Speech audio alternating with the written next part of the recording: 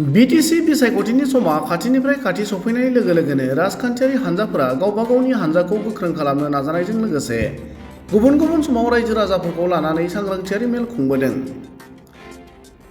बे बिथिङाव बिपिएफ हान्जायाबो उन जानानै थायाखै। दिनै दतमा बिटिसि बियाबनि सिङाव थानाय कलबारि रायबस्ति गामियाव जायगानि एमसिएलए प्रकाश बसुमतारीनि नुजाथिनायाव बिजेपि हान्जानि सा 150 मददगिरिफोरा बिपिएफ हान्जायाव हाबो।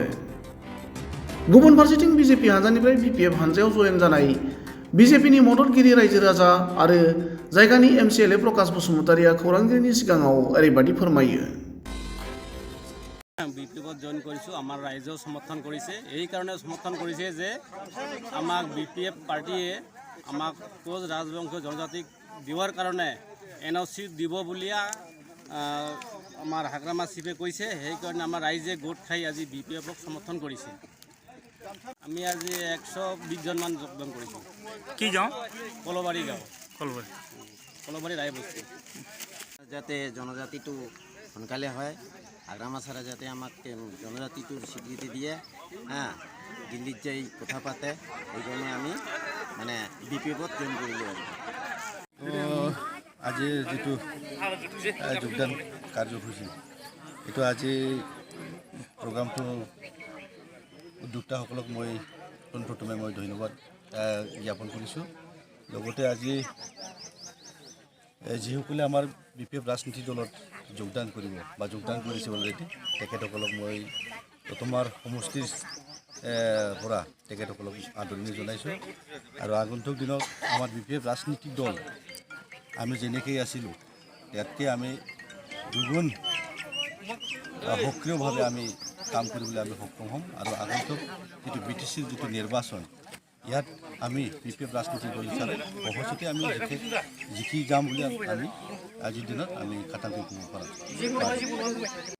ক'ব বিচাৰোঁ, এই আমাৰ দতমা অঞ্চলখনৰ বিভিন্ন জাতি জনগোষ্ঠী ধৰ্ম অৱলম্বী লোক আমাৰ বিপিএফ ৰাজনীতিক দলৰ লগত আহক। আৰু আমাৰ বিপিএফ ৰাজনীতিক দলৰ যিটো নীতি আদৰ্শ এইখন অঞ্চলৰ বা আমাৰ বিটিচিখনৰ অঞ্চলৰ জাতি জনগোষ্ঠীয়ে জানে।